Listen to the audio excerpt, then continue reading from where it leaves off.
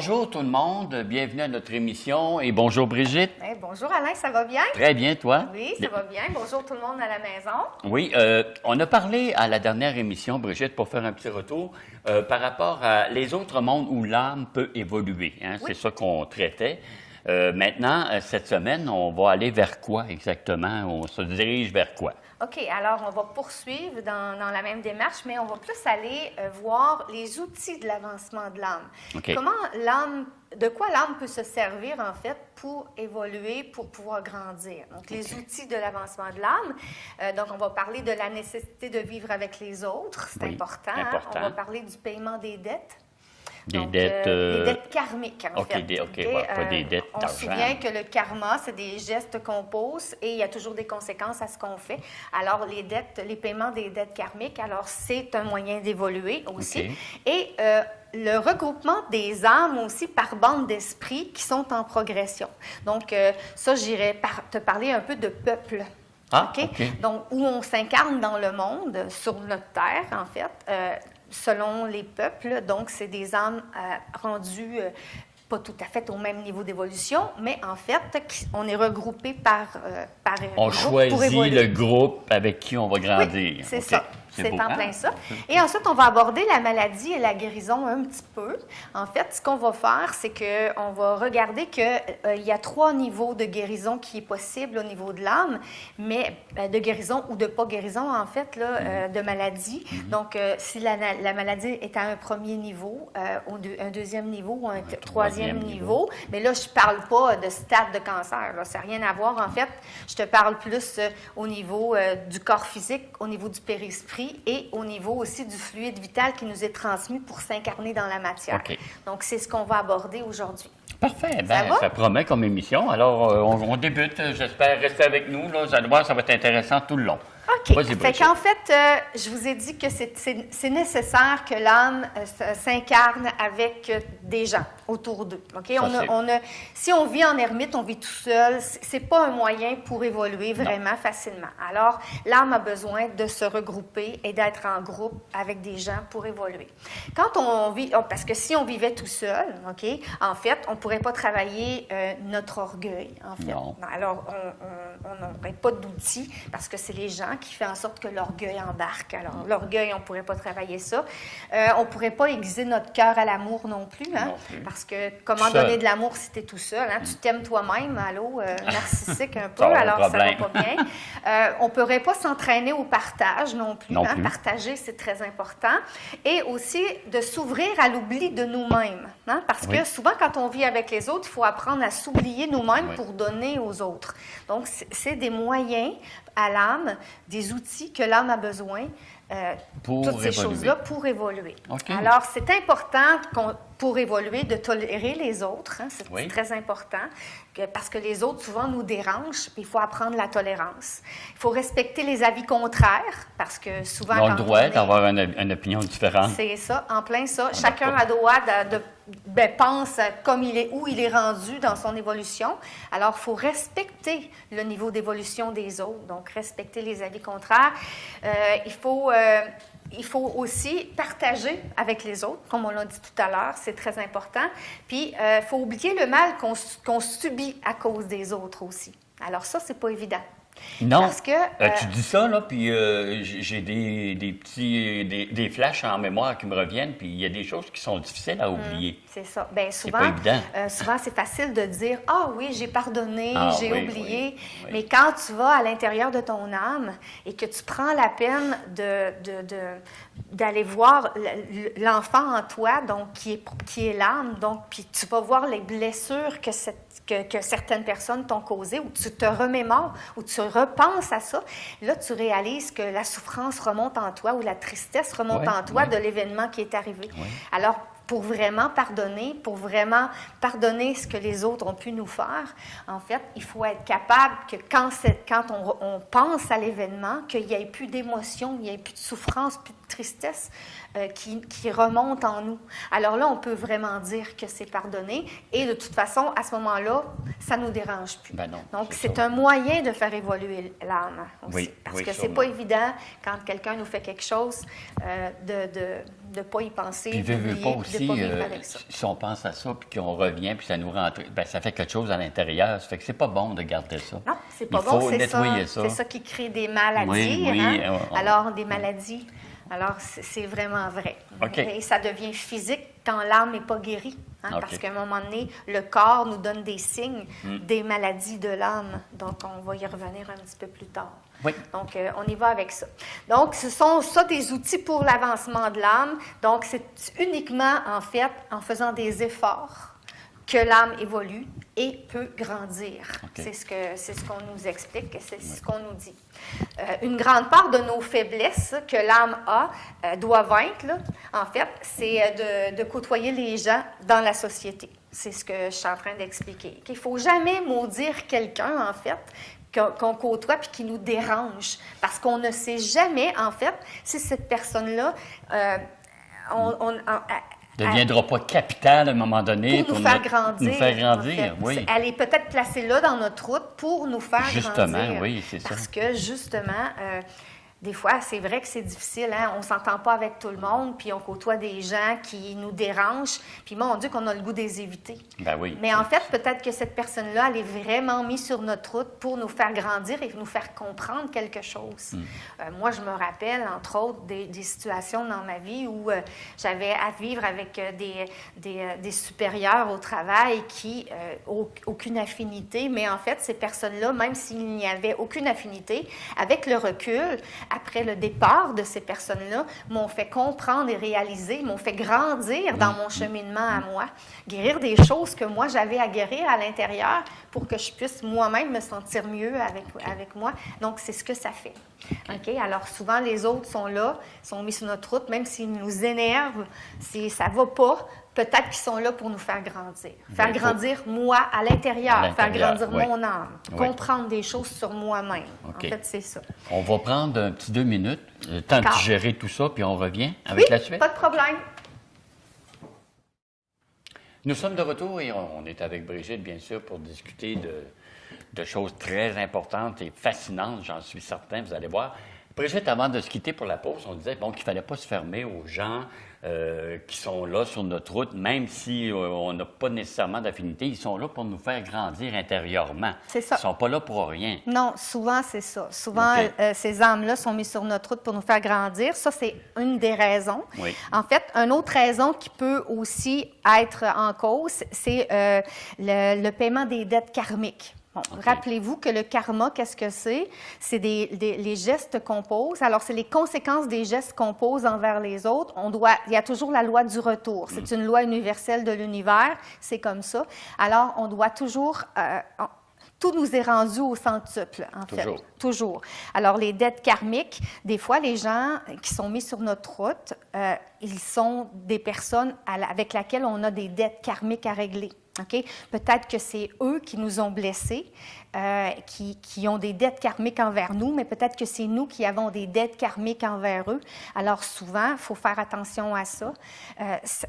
On ne sait pas, hein? Quelqu'un qui nous est pas sympathique, parce que en fait, si dans une autre vie, cette âme-là nous a blessés, peut-être qu'en la voyant, cette âme-là, dans un nouveau corps, peu importe, mais dans une situation particulière, dans cette vie-ci, bien peut-être qu'en fait, cette âme-là, elle est mise là sur notre route parce qu'on a quelque chose, ça n'allait pas bien dans l'autre vie. Il y avait vraiment un conflit qui s'est produit et là, on doit régler ça dans cette vie-ci. On n'a pas le choix, même si ce n'est plus le même corps physique, c'est toujours la même âme. Alors, on doit vraiment affronter cette âme-là pour régler. Alors, des fois, on le ressent au niveau d'âme à âme, ça ne marche pas. Il y a quelque chose qui ne fonctionne pas, c'est difficile. Alors, ça aussi, il ne faut pas reculer devant ça et fuir. Il faut aller et régler la situation parce qu'on ne sait jamais la raison pour laquelle les personnes sont mises devant nous. Donc, peut-être pour le paiement d'une dette que nous, on a réglé avec cette personne ou qu'elle a réglé avec nous aussi. Et comme tu disais un petit peu avant aussi, ça peut être nous qui peut servir à une autre personne qui a des choses à régler. Ça peut être nous qui va l'aider à la régler, ça. Exactement. C'est en plein ça. Parce qu'on sait que les personnes qui sont mises sur notre route, dans notre vie, il y a toujours un but, ce n'est jamais au hasard, Non. il y a un plan de vie qui est dressé choisi, et oui. c'est fait comme ça. OK. Le troisième motif, en fait, c'est le regroupement par bande des esprits en progression. Ça, j'irais plus parler au niveau des peuples. OK? J'expliquerai que, en fait, dans nos vies antérieures, on a probablement lié des amitiés avec des gens. OK? On a lié des amitiés avec des gens, des amours, et ça, en fait, des forces d'amour avec des gens, avec des âmes, et c'est indestructible. Non, l'amour qu'on développe avec les âmes des vies antérieures, c'est indestructible. C'est toujours là, c'est quelque chose qui est très fort et très puissant, et souvent, les âmes, ils vont rester tout près. Tu sais, c'est pour ça qu'on se regroupe toujours par groupe d'âmes en progression, parce qu'on a des choses à régler avec eux, mais pas seulement pour ça, aussi parce que, justement, on les aime. Il y a un amour. Alors, parce que peut-être que toi, Alain, en fait, ton père, dans cette vie-ci, a été ton conjoint dans une ancienne vie. Peut-être que ça a été ton frère, ta sœur. Peut-être que ça a été un mononcle important dans ta vie, un cousin, ou peu importe. Donc, ta mère a peut-être été ta sœur ou ton frère, parce qu'on n'oublie pas qu'il n'y a pas de sexe au niveau des âmes. Et on vient sur Terre toujours expérimenter les deux. Fait qu'on vient un certain temps, l'âme vient dans un corps masculin et ensuite elle vient expérimenter l'autre facette de vivre dans un corps féminin pour développer encore plus toutes les possibilités de découverte. Parce que quand on vit sur Terre, on découvre. Il faut découvrir. Alors, c'est ça. L'amour, c'est une énergie éternelle qui nous unit pour toujours. C'est important. C'est bon. Donc, les âmes se regroupent ensemble parce que c'est quelque chose, là, ils reviennent. Ils peuvent, c'est tellement important là, pour les âmes, en fait, pour nous, qui s'incarnent, qu'une âme peut même décider de retarder sa venue sur Terre en incarnation. Pour être sûr d'attendre. Pour être sûr d'attendre l'autre âme qu'elle aimait tant, qui, elle, est présentement en incarnation, mais qui ne progresse pas assez vite. OK? Parce que des fois, on n'est pas rendu à la même place et on a des têtes dures. Des fois, on a des têtes dures et on ne comprend pas tout de suite. Alors, l'âme, en fait, va attendre, va rester tout près de l'âme, va lui servir de guide. Tout le temps que doit durer sa vie, la vie de l'âme amour, l'âme amie qui est là, parce qu'elle veut absolument lui permettre d'évoluer, de grandir. Elle peut aussi décider de se réincarner dans la même vie et ne pas avoir, elle, à progresser, mais simplement pour être auprès de la personne, parce qu'elle veut, pour l'aider, ça va être comme ça. Je donnerais, un amour inconditionnel, hein? C'est inconditionnel, c'est vraiment ça. Au niveau des âmes, c'est de l'amour inconditionnel. Je donnerais l'exemple, un exemple concret que moi, je sais concernant moi comme âme. Ma mère, en fait, elle est décidée dans cette vie-ci de se donner beaucoup de choses, beaucoup de difficultés pour évoluer rapidement. Pourquoi? Parce que, en fait, il y a deux autres âmes qui sont d'un amour inconditionnel, qui, dans d'autres vies, étaient des religieuses avec elle, et qui, eux, ne sont pas incarnés et qui la guident. Parce qu'elle, elle avait une tête dure, puis elle n'a pas voulu comprendre tout de suite. Puis, en fait, elle s'est donné une vie avec beaucoup de karma dans cette vie-ci pour régler. Elle est venue régler beaucoup de karma dans cette vie-ci. Et ces deux âmes-là sont des guides auprès d'elle qui ont vécu avec elle en tant que religieuse dans une autre vie. Et ils sont près d'elle présentement et l'aident et la guident pour qu'elle réussisse bien son plan de vie présentement. Et elle est en voie de réussir, c'est sûr, mais si je vous raconte tout ce que ma mère a pu vivre dans sa vie, vous allez voir qu'elle s'est donné ça dur comme plan de vie. Elle s'est vraiment donné de grosses choses à régler karmiques. Donc, c'est vraiment spécial. C'est un peu comme ça. On va prendre un petit 2 minutes encore, histoire de tout enregistrer ça, puis on revient. Parfait. Nous sommes de retour, Brigitte, et on parlait que, les âmes avaient un amour inconditionnel, et avec l'exemple que tu nous as donné de ta mère, c'est vraiment ça aussi, je pense, qui en elle voulait régler des choses, mais Probablement qu'elle savait qu'il y avait 2 âmes aussi. Bien, qui l'attendaient. elle savait. C'est pour ça, en fait, qu'elle s'est donné un gros cardé, de grosses choses à régler dans cette vie-ci. Une grosse mission de vie, un gros plan de vie pour évoluer rapidement de façon à aller les rejoindre à leur niveau parce qu'elle n'était pas capable, elle n'était pas au même plan, au même niveau. Alors, elle voulait être au même niveau qu'elle, de ces âmes qu'elle aime beaucoup. Et eux ont décidé de l'attendre, mais elle s'est donné une très grosse épreuve dans cette vie-ci, bien, des grosses épreuves, parce que ce n'est pas qu'une seule, hein, c'est un très gros plan de vie, en fait. Alors, il y a ces trois outils-là, il y a ces 3 façons de s'incarner-là. Donc, on se réincarne par groupe d'âmes. Comme on a besoin des autres, hein, on ne peut pas faire ça tout seul. On a dit qu'on vient régler des dettes karmiques. Alors, les gens qui sont mis dans notre vie, c'est très important. Ça sert à quelque chose, ils ne sont pas là pour rien. Et aussi qu'on se regroupe par âme qui se connaissent par amour. Hein? Donc, on se regroupe toujours avec les mêmes familles, le même réseau, les mêmes personnes. Ah, OK. Ça va? Oui, alors, ça va. lorsque c'est difficile là, avec quelqu'un, il faut prendre le temps d'écouter puis de comprendre. Prendre le temps, OK? On ne laisse pas notre orgueil nous aveugler. Il ne faut pas le laisser nous conseiller puis de brimer notre liberté parce qu'en fait, la personne qui est devant nous, c'est peut-être une amie qui s'est arrêtée en route pour nous aider. En fait. Donc, c'est important de prendre le temps, quand on vit avec des personnes, d'être à l'écoute de ces personnes-là parce qu'ils nous servent. Mais des fois, c'est difficile. Oui, j'admets. Moi, des fois, en tout cas, je pense à quelqu'un, des fois, à un moment donné, là, je vais prendre un break, je suis plus capable, là, parce que là, ça m'empêche de vivre, moi. Là, mais il faut faire attention, il y a une différence, c'est bien ce que tu dis, en fait, parce qu'il y a des personnes qui sont là, sur notre route. Ils rugent mon énergie. Oui, mais il y a des personnes qu'on doit mettre de côté. OK, merci. C'est important. Mais il y a parce que s'il n'y a pas de lien, vraiment de lien, on le sait, on le sent. OK? Si cette personne ne nous apporte rien, alors on le sait, on le sent après un certain temps et on doit la tasser parce que oui, il y a des...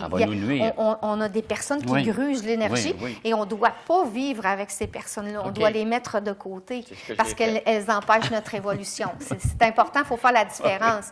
Mais quand on rencontre des gens puis qu'on a à travailler avec des personnes ou qu'on a à vivre des expériences avec des personnes, peut-être que c'est pour une courte période, mais on a quelque chose à régler. Mais ensuite, si ces personnes-là continuent à nous déranger, à prendre notre énergie, on peut tasser. Là. Bon, on le sait quand quelque chose est réglé aussi. Là. On le sait en dedans nous autres. C'est ça. Okay, alors, il faut faire la différence. J'ai monté la marche. Il ne faut pas endurer à tout prix. C'est très important là, de faire attention à ça. Mais il faut être à l'écoute.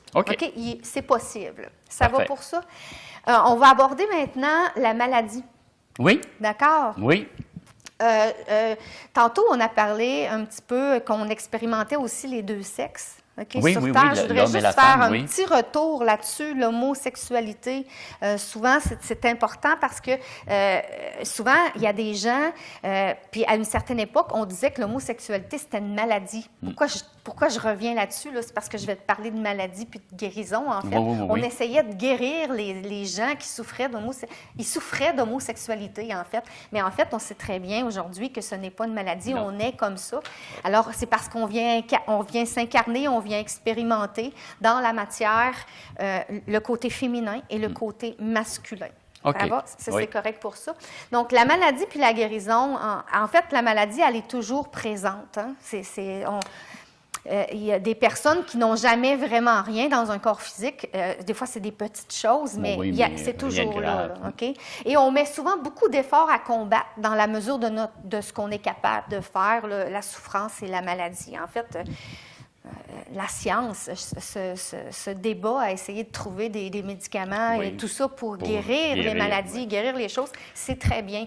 Mais le corps physique est un être, est un corps, en fait, qui naît et qui, toute sa vie, en fait, s'use. Les cellules se régénèrent, mais Est-ce qu'on pourrait dire éventuellement que, vu que le corps se régénère, puis éventuellement, en tout cas, pour certaines maladies, on peut se guérir soi-même, si on voudrait. On peut se guérir soi-même. Et c'est pour ça que j'en arrive à vous parler, en fait, de 3 sources où la maladie peut arriver, en fait. OK? C'est sûr que le premier niveau, c'est le corps physique. C'est évident que si tu as une maladie qui est dans ton corps physique, une défectuosité dans ton corps physique, ça peut être une maladie congénitale, donc qui arrive avec la naissance. Hein? Ça peut être des conditions au niveau de la grossesse. Ça peut être ça, hein? Un virus que la maman attrape, où il y a quelque chose. Consommation de la mère, hein? L'alcool, de drogue, qui va créer des malformations au fœtus, en fait, qui va créer une maladie, en fait. Le manque d'oxygène, de soins, des accidents, en fait, peuvent arriver et même à l'accouchement, en fait, ça peut être certaines anomalies qui arrivent à ce moment-là. Toutes les maladies, toutes les choses qui nous arrivent dans notre corps physique le temps de notre vie, en fait, c'est des maladies qui peuvent se guérir avec la médecine traditionnelle. Ça va avec les médecins de ce monde. Et là, je ne dis pas que les autres maladies ne se guérissent pas avec la médecine, les médecins de ce monde. C'est pas ça, mais c'est que quand elle est dans le corps physique et que c'est physique, quand c'est une malformation au niveau du corps physique, que c'est une maladie qui se crée au niveau du corps physique, c'est la médecine traditionnelle qui peut en arriver. Va faire effet. Alors, c'est la santé de ce monde. C'est les médecins de ce monde qui peuvent guérir. Hein? Ça peut faire aussi partie de notre plan de vie d'avoir une maladie, hein? De développer une maladie. Parce que il y en a qui ont été malades toute leur vie. Moi, mon grand-père, c'était ça, que je me rappelle, mais il était malade toute sa vie, mon grand-père. Mais c'est ça. Parce que, en fait, dans notre plan de vie, la maladie peut faire grandir, hein? Peut faire évoluer la personne. Parce que la souffrance nous fait en sorte qu'on se questionne, qu'on se pose des questions sur nous, sur qui on est, puis pourquoi. Hein? Alors, dans notre plan de vie, la souffrance peut être mise là pour nous faire grandir l'âme, en fait. Donc, quand l'esprit inclut la maladie dans son plan de vie, bien, la maladie peut se guérir. OK, très important. Mais c'est ça, par les médecins de ce monde, on l'a dit. Ça va? Parfait. C'est correct pour ça. Le deuxième niveau, c'est au niveau du périsprit. Je pense que là, on va manquer de temps. Hein? Oui. Alors, je pense qu'on va attendre à la semaine prochaine de parler du périsprit on reprendra au niveau de la maladie parce que je pense que c'est important. Les gens vont sûrement se questionner énormément face à ça. Fait que je reprendrai au niveau de la maladie au complet la semaine prochaine. On a-tu le temps pour une petite histoire? Oui, OK. Une petite histoire. Vas-y, Brigitte. Alors, je vais y aller avec, en fait, une histoire qui nous rappelle comment les enfants peuvent avoir une grande foi. Une grande foi, une grande croyance. C'est naturel chez eux. Hein? Et on demande à chaque être humain, en fait, de revenir comme l'enfant en soi. L'enfant en soi, c'est l'âme. Alors, la laisser sortir, laisser les blessures de côté et laisser l'enfant être en soi. Alors, j'y vais. Tess avait 8 ans quand elle entendit sa mère et son père parler de son petit frère Andrew. Tout ce qu'elle savait, c'était qu'il était très malade et il n'avait plus un sou. Il déménagerait dans un mois dans un tout petit appartement parce que son père n'avait plus d'argent pour les factures du médecin et de la maison. Seulement, une chirurgie très coûteuse pourrait sauver son petit frère maintenant et il n'y avait personne pour leur prêter de l'argent. Elle entendit son père chuchoter à sa mère, qui était en larmes et désespérée. « Seulement un miracle peut le sauver maintenant. » Tess alla dans sa chambre et sortit un pot en verre d'une de ses cachettes. Elle renversa tous les sous sur le plancher et les compta soigneusement. À 3 reprises, le total devait être exact. Pas de place pour faire des erreurs. Soigneusement, elle replaça les pièces de monnaie dans son pot et ferma le couvercle. Elle sortit par la porte arrière et se rendit à la pharmacie. Une grande enseigne rouge d'un chef indien au-dessus de la porte. Elle attendit patiemment le pharmacien pour avoir toute son attention, mais il était trop occupé. Tess croisa ses pieds de façon à faire du bruit. Rien. Elle s'éclaircit la gorge avec le bruit le plus répugnant qu'elle pouvait faire. Pas bon. Pas de pharmacien. Pas de réponse. Non. Enfin, elle prit 25 cents de son pot et la cogna sur le comptoir de verre. Cela avait marché. « Et que veux-tu? » demanda le pharmacien. « Je parle à mon frère de Chicago et que je n'ai pas vu depuis très longtemps, » lui dit-il sans attendre une réponse à sa question. « Bien, je veux vous parler au sujet de mon frère, » répondit Tess avec le même ton. « Il est vraiment, mais vraiment malade et je veux acheter un miracle. »« Je te demande pardon? » lui dit le pharmacien. « Son nom est Andrew et il y a quelque chose de mauvais qui grossit à l'intérieur de sa tête et mon papa dit que seulement un miracle peut le sauver maintenant. Alors combien coûte un miracle? Nous ne vendons pas de miracle ici, petite fille. Je suis désolée, mais je ne peux pas t'aider, dit le pharmacien plus doucement. Écoutez, j'ai l'argent pour payer. Si ce n'est pas assez, je trouverai le reste. Dis-moi juste combien il coûte. Le frère du pharmacien était un homme grand et bien habillé. Il se pencha vers la petite fille et lui demanda « Quel genre de miracle ton frère a-t-il besoin? »« Je ne sais pas, répondit Tess. Je sais juste qu'il est vraiment malade et maman dit qu'il a besoin d'une opération.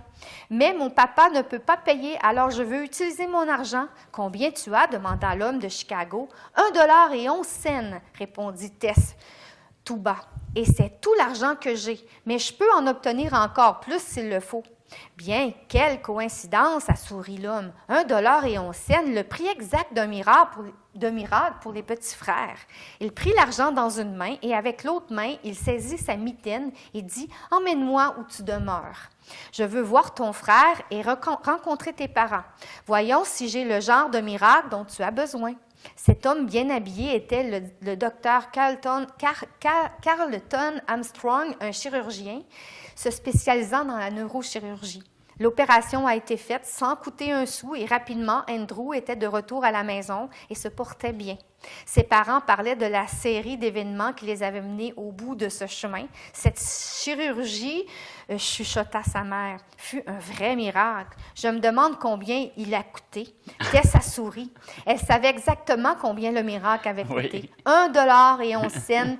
Plus la foi d'un enfant. Oui. Ah, merci Brigitte. C'est une belle petite histoire. Oui, hein? Ça. Et c'est vrai qu'il faut l'avoir, la foi, notre foi, en tout cas, notre état d'enfant le plus souvent possible. Oui, c'est l'âme, l'état d'enfant. Oui, oui. On vous laisse là-dessus. On vous donne rendez-vous la semaine prochaine. Merci beaucoup, Brigitte. Merci tout le monde. Au revoir.